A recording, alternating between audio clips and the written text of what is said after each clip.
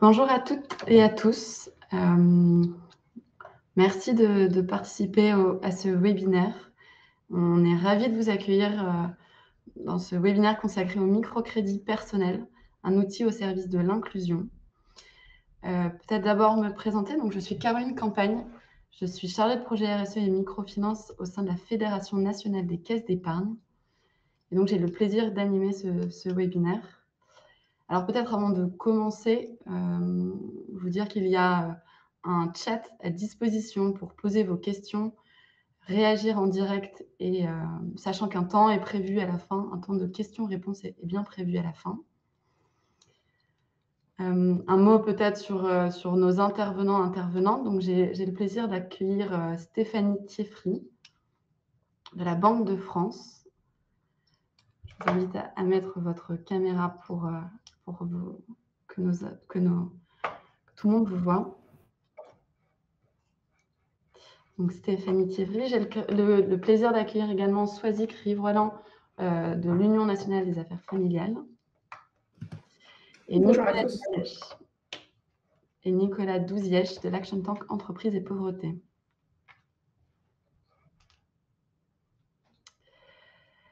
Alors, l'objectif de cette réunion et les thèmes qui seront abordés, c'est de revenir sur ce qu'est le microcrédit personnel en France, comprendre les principes, comprendre les objectifs, comprendre également les objets financés et le cadre légal.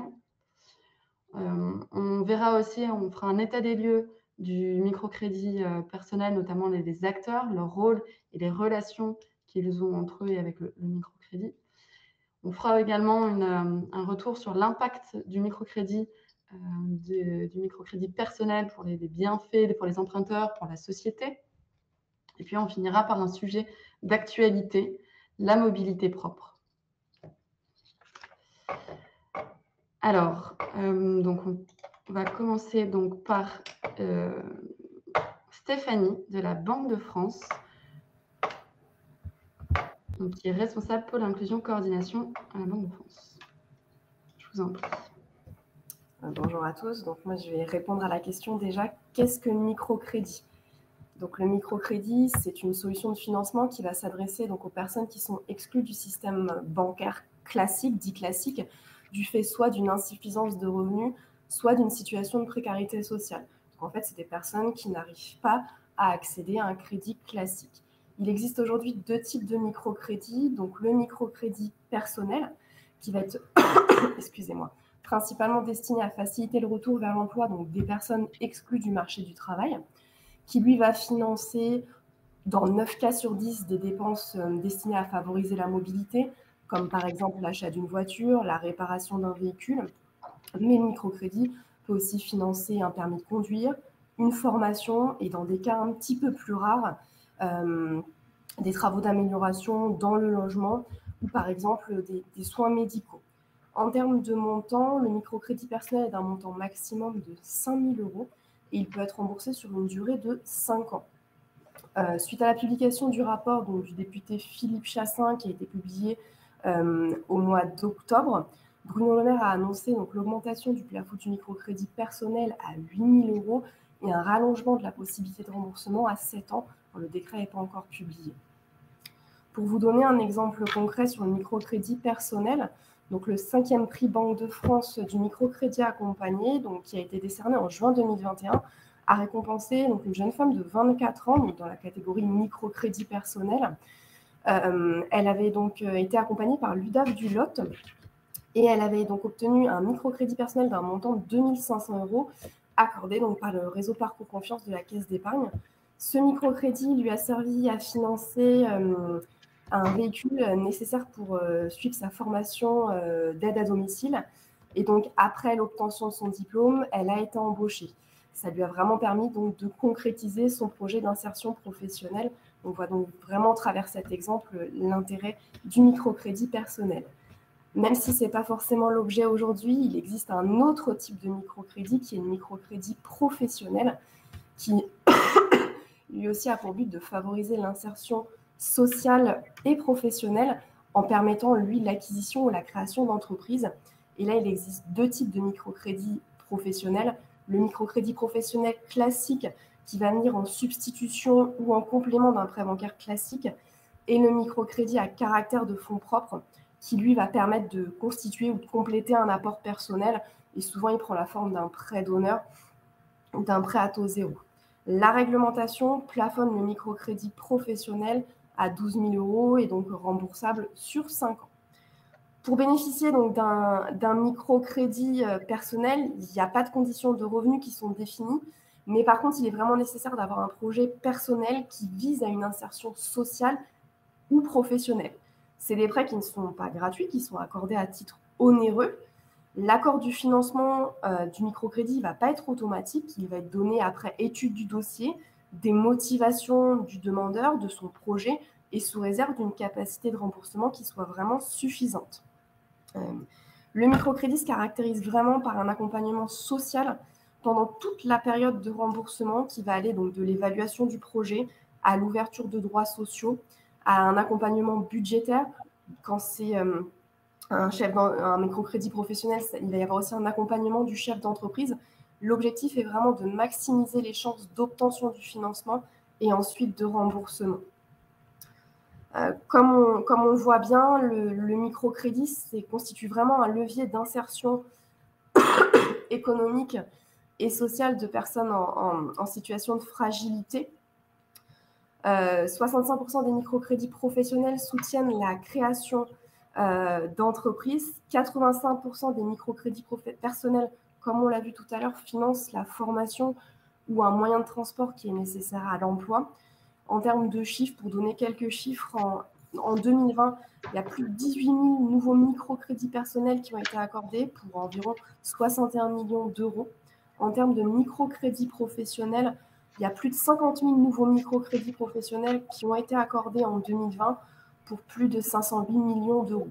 Et au global, à fin 2020, l'encours de microcrédit était d'environ 1,5 milliard d'euros. Le microcrédit accompagné va vraiment illustrer un partenariat qui est exemplaire entre emprunteurs, associations et établissements de crédit. En fait, il y a différents acteurs autour du microcrédit. Donc, le microcrédit personnel, lui, va être instruit par des structures locales d'accompagnement qui appartiennent à un des 10 grands réseaux nationaux. Vous voyez les petits logos ici. Pour le microcrédit professionnel, lui, il va être instruit par des réseaux associatifs spécialisés. Vous voyez aussi les logos. Les dossiers ainsi étudiés, instruits, vont être financés par des réseaux bancaires impliqués dans la distribution du microcrédit et par des associations habilitées par le Code monétaire et financier à distribuer ces microcrédits. En termes de garantie, le Fonds de cohésion sociale, donc, qui a été créé en 2005 et qui est maintenant géré par BPI, lui va garantir les microcrédits personnels et professionnels. Selon le type de projet, selon le type de public, la quotité peut être plus ou moins importante. Grosso modo, la quotité de garantie est entre 50 et 80%. De notre côté, et je finirai là-dessus, au niveau de la Banque de France, on a pour objectif de mieux faire connaître et de valoriser le microcrédit pour en accroître vraiment la diffusion. Et donc, nous avons mis en place avec BPI les rencontres régionales du microcrédit. Et nous mettons aussi en place le prix du microcrédit, donc avec deux catégories, le prix du microcrédit personnel et le prix du microcrédit professionnel. Voilà, je finirai là-dessus. Merci Stéphanie. Alors, on a déjà quelques questions. Je vais prendre la première. Y a-t-il des garanties demandées ou alors c'est la structure qui prête et qui assume le risque? Pas entendu le début de la question, je veux tout ça en même temps, je suis désolée. Pas de souci. Alors, est-ce qu'il y a des garanties demandées ou bien c'est la structure qui prête et qui assume le risque? Alors, en fait, en termes de garantie, la garantie qui va être demandée, principalement, c'est une garantie avec le Fonds de cohésion sociale. Et puis, le delta, effectivement, est assumé par la structure qui prête. Deuxième question, est-ce que l'accompagnement peut-il être fait par le conseiller de la banque? Y a-t-il une intervention d'un tiers, une tierce personne? Alors, en fait, l'accompagnement, il est vraiment, en général, fait par les structures d'accompagnement telles que vous les voyez, en fait, à l'écran. Après, les réseaux tels que, par exemple, Parcours Confiance de la Caisse d'épargne accompagnent aussi les bénéficiaires. Très bien. Alors, on a une question sur le nombre de microcrédits personnels octroyés par les caisses d'épargne chaque année. Alors, pour situer les caisses d'épargne, les caisses d'épargne ont 2 dispositifs dédiés. Un dispositif Parcours Confiance. Sur 13 caisses d'épargne, on crée une association qui s'appelle Parcours Confiance. Donc, c'est un réseau de conseillers spécialisés dédiés. Et puis, les 2 caisses d'épargne Côte d'Azur et Provence-Alpes soutiennent l'Institut de microfinance Créasol. Donc, tout ça pour dire qu'on est la première banque du microcrédit personnel et que l'on s'appuie sur un réseau de 600 partenaires. Et à cette occasion, on octroie chaque année environ 4 500 microcrédits en France. Pour le prix du microcrédit personnel, Stéphanie, peut-être, quelles sont les dates pour 2022? Est-ce qu'elles sont déjà prévues ou non? Alors non, les dates ne sont pas encore définies. Après, pour le prix du microcrédit, ce sera très certainement fin 2022, voire 2023. On commencera en fait par les rencontres du microcrédit très certainement à l'automne 2022. Et puis ensuite, ça suivra derrière pour le prix du microcrédit. Mais les dates précises, ce n'est pas encore défini. Elles vous seront envoyées quoi qu'il arrive avec cette présentation également. Merci Stéphanie pour votre intervention. Et donc, on parlait des réseaux d'accompagnement. On a le plaisir aujourd'hui d'avoir Swazik qui est chargé de mission à l'Union nationale des affaires familiales et qui va nous parler donc de l'impact pour les bénéficiaires, les bienfaits pour les bénéficiaires et pour la société. Bonjour à toutes et à tous. Alors effectivement, je représente l'Union nationale des associations familiales et non des affaires familiales. Et je représente aussi notre réseau des UDAF, les unions départementales des associations familiales, avec lesquelles les caisses d'épargne sont en relation pour le microcrédit personnel. Alors avant d'entrer dans le vif du sujet, c'est-à-dire de vous dire quels sont les impacts du microcrédit personnel que l'on constate sur les emprunteurs et les demandeurs, je vais présenter très brièvement notre activité dans ce domaine. Je vais vous montrer 2 cartes. Donc, sur la première, vous voyez la carte des UDAF qui font de l'accompagnement au microcrédit personnel. À ce jour, on a 41 UDAF qui font de l'accompagnement au microcrédit de façon plus ou moins intensive selon des départements. On est le 2e réseau accompagnant après l'ADI qui, pour le coup, a un modèle spécifique plus intégré qui mêle à la fois financement et accompagnement. Autre élément important, nos accompagnements sont réalisés la plupart du temps par des professionnels du travail social et non par des bénévoles. Parfois, on a des bénévoles qui interviennent, mais c'est plus rare. Alors, les UDAF sont engagés dans ce dispositif depuis le début, c'est-à-dire la fin des années 2000. Sur la carte de droite, vous voyez notre réseau de points conseil budget. Vous verrez pourquoi je fais le lien à la fin de ma présentation. Le réseau des UDAF est le premier réseau d'accompagnement budgétaire en France et on porte aujourd'hui plus de 220 PCB, points conseil budget, dans 92 départements, je crois. Ces services ont été déployés entre 2019 et 2021, donc ce sont des services récents. On n'avait pas encore entendu parler peut-être et c'est normal. Et ils ont vocation à conseiller, à accompagner des personnes qui anticipent ou font face à une difficulté financière ou qui sont déjà dans des situations de malendettement et de surendettement. Et en fait, pour nous, les dispositifs d'accompagnement microcrédit et de conseil budgétaire sont intrinsèquement liés, mais j'y reviendrai. Avant ça, je vais vous présenter 2 graphiques qui montrent quels sont les impacts directs et indirects du microcrédit personnel. Ces analyses sont issues de travaux réalisés en 2013, donc ça date un peu, mais en fait, ils sont toujours aussi justes. Et les 2 chercheurs qui ont réalisé ces travaux sont Georges Loukoviezov et Nicolas Rebier.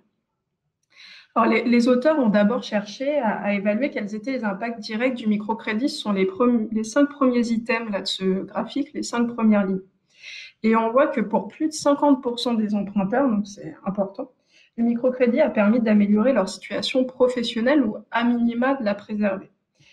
Et c'est logique, on l'a vu avec Stéphanie Thieffric, le premier motif d'emprunt, c'était la mobilité, donc l'acquisition, la réparation d'un véhicule, le plus souvent pour accéder à un emploi ou pour préserver son emploi. Donc, on voit qu'il y a un vrai effet levier sur l'insertion professionnelle. Les auteurs montrent que pour 30% des emprunteurs, le microcrédit a permis d'améliorer aussi la situation dans le logement. Donc, on voit qu'il y a d'autres effets bénéfiques. Et on voit qu'il y a aussi des effets sur la cohésion familiale, la santé ou plus globalement sur l'insertion sociale. Et on voit que rares sont les cas où le microcrédit a eu au contraire un effet négatif sur la situation des personnes. La plupart du temps, l'effet est positif ou neutre. Les 3 derniers items montrent les impacts indirects du microcrédit personnel sur les emprunteurs. Et c'est très intéressant, si on regarde la dernière ligne, on voit qu'il y a un effet notable sur l'estime de soi.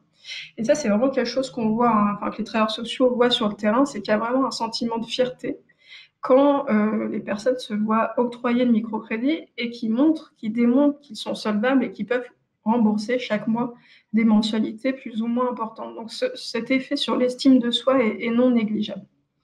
Alors cependant, il y a un point plus nuancé. On voit que les effets sur l'inclusion bancaire ne sont pas extraordinaires et c'est encore des choses que l'on voit, un effet qu'on voit aujourd'hui. En fait, le fait d'accéder au microcrédit, de démontrer qu'on est solvable, qu'on est en capacité de rembourser chaque mois malgré une situation professionnelle pas forcément stable ou des ressources relativement faibles, en fait, ça ne permet pas, in fine, de faire évoluer sa relation à la banque sur l'évolution de ses moyens de paiement ou sur le fait d'accéder après le remboursement du premier microcrédit à un crédit amortissable classique. Et ça, c'est vraiment quelque chose qu'on regrette aujourd'hui. On espère que dans les années à venir, ça évoluera. Et pour nous, et puis c'était vraiment l'objet même du microcrédit quand il a été créé en 2005. L'idée, c'est vraiment de se dire, le microcrédit, c'est un premier pas, mais si la personne a besoin d'accéder à un crédit dans un second temps, après le premier projet, l'idée, c'est qu'elle puisse accéder à un crédit amortissable classique, car elle a démontré sa solvabilité et sa capacité à rembourser. Alors, le second graphique est également issu des travaux de Georges Loukoviezov et Nicolas Rebière. Et là, il montre que l'accès à un microcrédit permet bien, in fine, d'augmenter son niveau de vie. Alors, on parle bien de niveau de vie et pas de niveau de ressources. Donc, le niveau de vie, c'est le niveau de ressources rapporté aux unités de consommation dans le ménage. Alors, on voit que l'augmentation est plus ou moins importante selon le motif de financement, mais on a une augmentation en moyenne de 15%. Mais ce qui est très important, c'est que c'est une augmentation du niveau de vie sur le long terme. Et ça, c'est essentiel. C'est-à-dire qu'on n'est pas sur une augmentation à 6 mois, mais que sur 2 ans, 3 ans, 4 ans plus tard, il y a eu des effets financiers sur les finances du ménage. Donc ça, c'est vraiment quelque chose de très positif. Voilà, je ne vais pas vous noyer de graphiques plus que ça, mais de façon globale, on voit que les impacts sur les emprunteurs sont vraiment très positifs. Mais il faut avoir en tête une chose, c'est qu'il y a beaucoup de demandeurs et pas forcément beaucoup d'élus. Dans notre réseau, le taux de transformation, il est d'environ 15%, c'est-à-dire pour 6 personnes qui viennent nous voir pour demander un microcrédit personnel, une seule obtient le Graal. Alors, l'explication, il y a plusieurs explications, mais le plus souvent, en fait, ce sont des personnes qui ont déjà des dettes de charges courantes, des impayés, qui sont déjà dans des situations un peu de mal-endettement, en tout cas avec des budgets déséquilibrés et qui pensent, qui espèrent que le microcrédit pourront leur permettre de garder la tête hors de l'eau. Mais bien souvent, c'est assez vain et on sait que les situations risquent de se dégrader encore plus. Donc, c'est des personnes qui n'accèdent pas au microcrédit personnel pour le coup, mais qui ont malgré tout besoin d'une aide. Et ça, pour nous, c'est vraiment important. En fait, le microcrédit devient alors un moyen de proposer une écoute bienveillante. Et si les personnes le souhaitent, on peut aller plus loin et faire vraiment du conseil budgétaire, de l'accompagnement budgétaire pour les personnes, en gros, qui n'ont pas obtenu de microcrédit. Donc, on va négocier auprès des créanciers, on va déposer un dossier de surendettement si nécessaire. On peut demander à la banque qui tient le compte de plafonner les frais d'incident bancaire ou voire d'en rembourser une partie. On peut annuler des assurances inutiles, faire tout un travail d'accompagnement budgétaire nécessaire pour des personnes qui se retrouvent avec un budget en souffrance. Donc, oui, le microcrédit personnel a des impacts positifs sur les emprunteurs et ça, nous, on y croit vraiment dans notre réseau. Mais il a aussi un impact positif sur les demandeurs parce que c'est un moyen pour nous d'offrir une écoute bienveillante et après d'offrir de proposer en tout cas un accompagnement à la hauteur des difficultés des personnes. Donc, en gros, pour résumer ma démonstration, obtenir un microcrédit est bénéfique pour l'immense majorité des emprunteurs et notamment sur la situation professionnelle, sur le retour à l'emploi ou le maintien dans l'emploi. Mais toquer à la porte d'un réseau accompagnant qui fait aussi du conseil budgétaire de façon neutre, comme on le fait dans nos points conseil budget, peut également avoir des impacts incroyablement positifs. Très bien, merci Swazik. On a une question donc pour les demandeurs d'emploi. Il peut exister des aides versées par Pôle emploi. Est-ce que vous vérifiez cette démarche qui n'a pas été faite avant d'octroyer un microcrédit? Alors, effectivement, en tout cas, nous, dans notre réseau, quand on analyse la demande des personnes, il y a toute une démarche de diagnostic, et notamment de diagnostic de non-recours aux droits, éventuellement. Donc, on leur permet, dans un premier temps, ce qui nous semble important, c'est qu'ils bénéficient d'aides auxquelles dont ils ne bénéficieraient pas encore. Donc, effectivement, on fait vraiment ce travail de diagnostic budgétaire, de droits ouverts et de droits non ouverts, avant de lancer la démarche de demande du microcrédit personnel. Très bien, merci Swazik pour votre intervention. Alors, on parlait juste avant du microcrédit et du financement et des objets financés par le microcrédit. En caisse d'épargne, 80% des microcrédits octroyés correspondent à la mobilité et notamment à l'achat d'un véhicule. Et donc, on a déployé un microcrédit qui s'appelle Mobilise, location avec option d'achat. Et donc, Nicolas Douzièche va nous parler, puisque le sujet de la mobilité propre est un sujet qui revient en force. Mais je te laisse la parole. Oui, bonjour à tous. Donc, Nicolas Douzièche de l'Action Tank Entreprise et Pauvreté. En un mot, avant de rentrer dans le dur du sujet, qu'est-ce que l'Action Tank? Eh bien, c'est une association qui se veut un laboratoire d'innovation sociale, mobilisant généralement des grandes entreprises, mais aussi des partenaires académiques et associatifs pour proposer des offres dites inclusives. Et donc, justement, effectivement, c'est un travail que l'on a démarré en partant de premiers constats.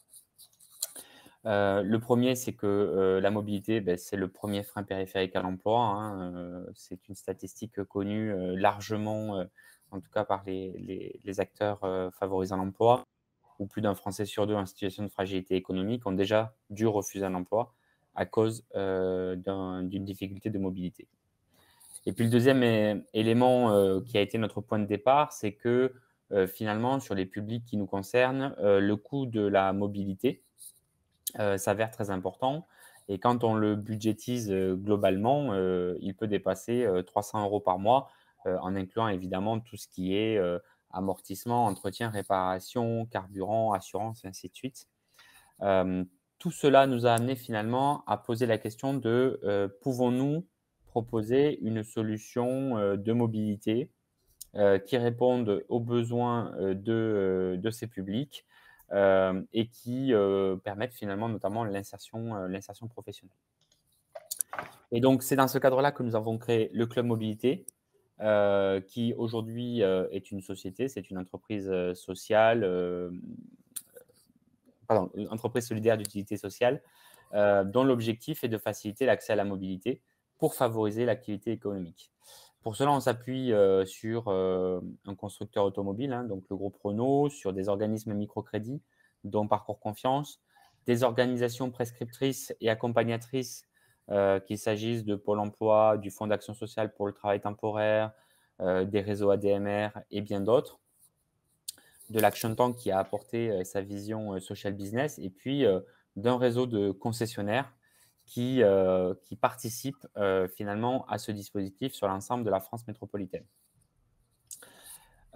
Ces acteurs se sont réunis donc et ont créé une offre qui permet l'accès à un véhicule neuf. Tu peux passer. Voilà. Qui permet de proposer un véhicule neuf avec un financement accompagné. Pour faire très simple, c'est une Dacia Sandero qui se veut le véhicule le moins cher sur le marché du véhicule neuf, à travers un contrat de location avec option d'achat financé par un microcrédit. Pourquoi ce montage? Parce que finalement, le contrat de location avec option d'achat présente les mêmes qualités, mais aussi les mêmes défauts que le crédit amortissable classique, c'est-à-dire que c'est une offre qui normalement tente à exclure les publics en situation de fragilité économique. Et donc, en redéfinissant ce contrat de location et en l'adossant à un microcrédit, finalement, nous avons essayé de capitaliser sur les avantages des deux solutions de financement. La première qui permet finalement de lisser le coût de l'acquisition et le deuxième qui permet d'apporter à la fois la garantie et l'accompagnement nécessaire pour des publics en situation de fragilité. Ça s'adresse essentiellement à des demandeurs d'emploi, des intérimaires, des micro-entrepreneurs et tout salarié finalement en situation de fragilité économique, avec un objectif d'impact social, évidemment, c'est-à-dire soit le retour, soit le maintien dans l'emploi de manière plus pérenne, avec un véhicule qui est neuf et donc qui présente moins d'aléas que pourrait être un véhicule d'occasion ancien, qui génère de l'accessibilité, notamment grâce au microcrédit, et qui se veut compétitif. Et là, je vais m'arrêter une petite minute parce que effectivement, ça peut paraître contre-intuitif que de considérer qu'un véhicule neuf finalement revienne moins cher, mais comparativement finalement aux véhicules qui étaient acquis par nos publics cibles.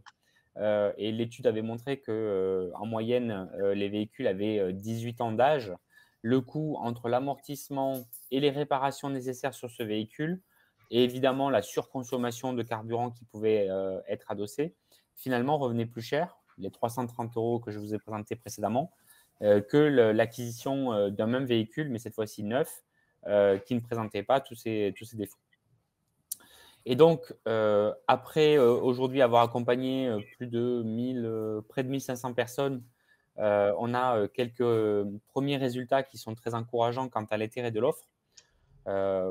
Quelques chiffres qui ont été donnés aux dernières mesures d'impact, hein, mais 95% des bénéficiaires ont considéré que le véhicule acquis a permis de contribuer à leur recherche ou à leur maintien dans l'emploi. 6 sur 10 ont vu leur situation professionnelle s'améliorer. Et là où 55% des publics considéraient la mobilité comme un frein, aujourd'hui, cette proportion est fortement descendue puisqu'elle atteint 10%.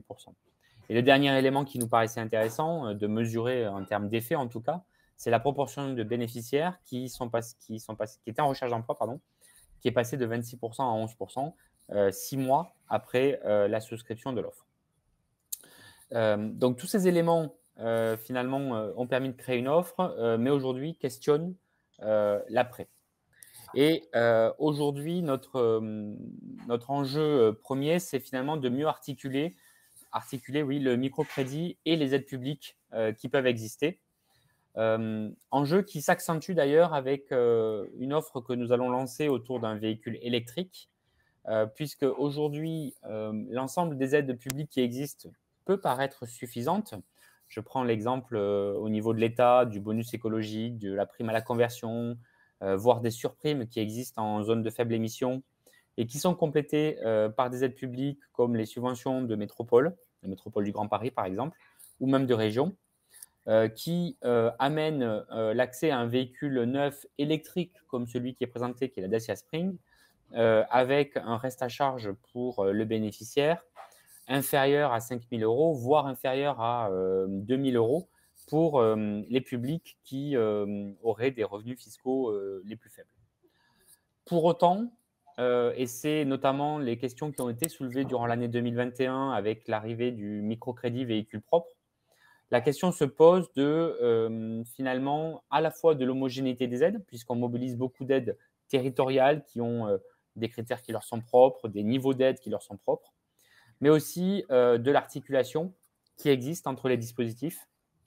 Le microcrédit véhicule propre qui avait été proposé en début d'année avait vocation de résoudre cette question en faisant reposer finalement la charge de cette question sur les acteurs du microcrédit, par une contractualisation avec l'Agence des services de paiement de l'État, engageant les organismes microcrédits à avancer les subventions et leur permettant du coup d'obtenir remboursement directement auprès de cette agence. Mais finalement, on voit les limites, notamment quand on veut mobiliser les aides publiques de ce genre de dispositif qui ne permet pas d'aller au bout de la démarche. Et aujourd'hui, notre enjeu pour 2022 au Club Mobilité, qui cherche à proposer ce véhicule électrique à nos bénéficiaires, ça va vraiment être justement de permettre d'éviter tout blocage de trésorerie.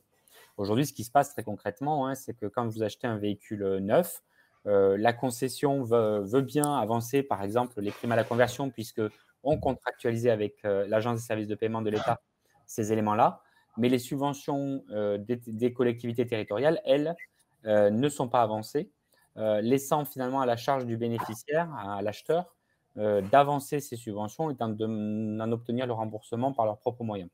Et donc là, c'est tout l'enjeu pour nous, Club Mobilité, avec les partenaires qui sont autour de ce dispositif, d'engager un dialogue avec les autorités de l'État et les autorités des collectivités territoriales pour trouver finalement des solutions plus opérationnelles qui permettent de répondre à cet enjeu.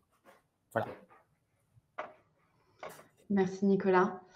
Alors, on a des questions. Action Tank est-il présent sur le Pas-de-Calais? Alors, l'Action Tank, comme j'ai précisé, c'est une association dont les bureaux sont localisés à Paris, qui travaille avec des grandes entreprises, mais les projets effectivement déployés par l'Action Tank, dont le Club Mobilité, peuvent être présents sur plusieurs territoires. Le Club Mobilité, lui, est présent à l'ensemble de la métropole, donc de Lille à Brest, à Nice, à Biarritz, donc le Pas-de-Calais y compris. Le Club Mobilité va-t-il être étendu aux véhicules électriques? Bien, je crois que j'ai commencé à répondre à la question. Effectivement, le véhicule Dacia Spring, qui a l'avantage d'être moins cher que ses concurrents sur le marché, nous donne l'opportunité d'étendre ce dispositif, d'abord sur des territoires où des métropoles, notamment, s'engagent dans des subventions complémentaires qui permettent d'en faciliter l'accès. Et on l'espère, courant 2022, à la France entière, métropolitaine. C'est pour bientôt. Un peu de patience. Merci Nicolas. Alors, on va passer à la séquence de questions-réponses. J'ai vu passer des questions sur l'UDAF, il me semble. Alors, on avait une question. Donc, est-ce que vous pouvez délivrer une liste de référents régionaux de la Caisse d'épargne qui peuvent accompagner les réseaux d'accompagnement social pour mettre en contact avec un collègue local? Oui, tout à fait. On peut vous envoyer, on a une adresse mail générique sur laquelle vous pouvez nous poser toutes vos questions. Et donc, n'hésitez pas à nous envoyer un mail. On vous enverra les correspondantes Parcours Confiance et Créasol de votre territoire, et notamment le territoire de l'Aveyron, sans aucun souci. Alors, les bénéficiaires habitent fréquemment en immeuble. Comment vont-ils charger leur véhicule, Nicolas? C'est une question pour toi. Alors, dans la métropole du Grand Paris, effectivement, la plupart des gens habitent en immeuble, et donc on s'appuie sur les réseaux publics pour ne pas les citer, Bilib sur la région parisienne notamment, pour permettre de recharger, et on met à disposition le câble nécessaire pour la recharge sur des bornes publiques. Sachant qu'à l'échelle de la France entière, effectivement, il y a aussi la vocation d'équiper les personnes qui habiteraient en pavillon, de pouvoir s'équiper d'une borne de recharge à domicile et d'avoir le dispositif nécessaire. D'accord. On a une question sur le coût de l'installation d'une borne de recharge à domicile. Alors, je vais vous donner les éléments qui sont les miens, c'est-à-dire très limités. Dans le cadre d'un pavillon, vous pouvez installer une prise renforcée qui s'appelle GreenUp pour environ 400 à 500 euros. Ça dépend du coût de l'électricien. Si vous allez sur une borne de type Wallbox qui est plus important, on est plutôt autour de 1000 à 1500 euros. Mais qui pourrait être inclus dans le cadre d'un microcrédit de la même manière, dans le cadre du dispositif Club Mobilité. Je vous rappelle que ce que j'ai évoqué, c'est que le reste à charge, notamment pour les ménages avec les revenus les plus faibles, sur la métropole du Grand Paris, nous arrivons à un reste à charge de l'ordre de 1 800 euros. Très bien. Est-ce que vous avez programmé d'autres types de projets à soutenir, autres que la voiture? Alors, à court terme, non. À moyen terme, nous avons, pour 2022, l'ambition de réfléchir à d'autres formes de mobilité. Je sais que d'autres acteurs travaillent, par exemple, sur le vélo électrique, ce genre de choses. Donc, voilà, c'est un nouveau chantier à engager. Beaucoup d'idées. Sachez que nous, en Caisse d'épargne, on a lancé un microcrédit équipement avec l'association Envie, donc qui permet d'accéder à de l'équipement reconditionné de qualité pour des publics en situation de fragilité financière. Donc voilà, vous voyez bien qu'on essaye vraiment d'imaginer des projets pour toujours soutenir les publics. On a une question pour la Banque de France. Donc, Stéphanie, que fait l'Observatoire de l'inclusion bancaire pour les microcrédits?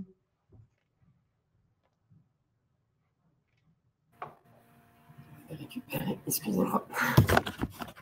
On va avoir très certainement donc il y a déjà un suivi qui est fait en termes de microcrédits distribués. Les chiffres que je vous ai présentés tout à l'heure, les graphiques provenaient du dernier rapport de l'Observatoire de l'inclusion bancaire. Et alors, on va très certainement avoir un programme de travail sur le microcrédit courant 2022. Je ne peux pas forcément encore en dire beaucoup plus, mais on vous tiendra au courant. Mais il y a des actions sur le sujet qui vont être vraiment menées par l'Observatoire, des choses un petit peu plus précises qu'un suivi des chiffres. D'accord, merci. Affaire à suivre. Est-ce qu'il existe un partenariat pour proposer une assurance auto à tarif préférentiel pour les bénéficiaires de microcrédit? Nicolas, est-ce que vous avez songé à l'assurance auto? Eh bien, c'est la même problématique. C'est un chantier sur lequel on a eu l'occasion d'ouvrir et refermer parce que c'est une vraie difficulté que de pouvoir proposer une assurance auto.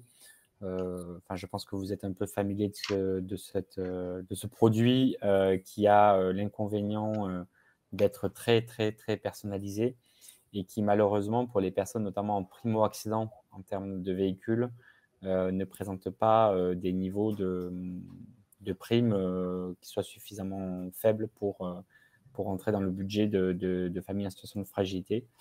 On souhaite toujours travailler sur ces éléments-là, mais pour être totalement honnête avec vous, on a travaillé déjà avec plusieurs assureurs sans jamais réussir à proposer une offre qui soit vraiment disruptive en termes de tarifs. Aujourd'hui, vis-à-vis de nos bénéficiaires, nous travaillons plutôt sur la recherche auprès de comparateurs pour trouver la meilleure offre. D'accord, merci. Autre question, toujours pour toi, Nicolas. Aider à financer des voitures sans permis permettrait peut-être d'élargir les bénéficiaires de l'aide à la mobilité. Est-ce que vous y avez pensé? Alors, on n'y a pas pensé, mais le point est intéressant puisqu'effectivement, il y a des offres, alors pour ne pas les citer, de Citroën sur des voitures électriques sans permis, de mémoire autour de 7 000 €. Donc, ça pourrait être une solution aussi à réfléchir autour de ça. Très bien. Alors, on vient d'avoir une autre question. À la fin du microcrédit qui a permis d'accéder à un véhicule neuf, les personnes peuvent-elles payer le restant du prix du véhicule? Oui, aujourd'hui, en fait, le choix qui est fait dans ce cadre-là, c'est une location avec option d'achat. Donc, comme c'est indiqué, à la fin de la durée de ce contrat, le bénéficiaire a le choix de restituer son véhicule en concession, en bon état évidemment, ou d'exercer l'option d'achat. Et ce que nous faisons aujourd'hui, nous accompagnons nos bénéficiaires soit vers du crédit classique, comme l'a pu souligner Swazik, soit vers du microcrédit pour pouvoir exercer cette option d'achat, soit, et ça arrive aussi, le souhait de repartir sur le même dispositif avec un nouveau véhicule. Et quel est le tarif électrique et non électrique, puisque le plafond maximal du microcrédit est de 5 000 €? Alors, sur le tarif non électrique, ça dépend de plusieurs facteurs puisque l'offre, elle est assez diverse avec un choix du niveau d'équipement, avec un choix de la durée, avec un choix du kilométrage. Mais concrètement, nous essayons de proposer autour de 95 € sans apport ce véhicule. Évidemment, l'avantage de notre dispositif, c'est de pouvoir mobiliser existe. Plus d'un demandeur sur deux a une prime à la conversion, donc qui permet de diminuer de 1 500 à 3 000 € le microcrédit sur le véhicule thermique. Nous travaillons avec l'agence Activity dans les Yvelines qui subventionne les allocataires du RSA sur l'acquisition d'un véhicule. Nous travaillons aussi avec l'AG2R dans les Hauts-de-France qui subventionne pareil l'acquisition d'un véhicule, cette fois-ci pour les aides à domicile. Voilà, donc ça me donne un premier élément. Quant au véhicule électrique, ce que je vous disais, il y a un reste à charge de l'ordre de 2 000 à 5 000 euros. Donc, c'est un microcrédit de la même manière qui peut, sur 3 ou 4 ans, être remboursé entre 60 et 100 euros selon le niveau nécessaire, le niveau d'aide obtenu sur la métropole du Grand Paris. Cette fois-ci, un achat. C'est là l'avantage, c'est de pouvoir proposer directement une offre d'achat. Tout à fait. Une autre idée qui nous vient de Stéphanie. Un autre objet complémentaire de cette offre pourrait être le financement du permis de conduire.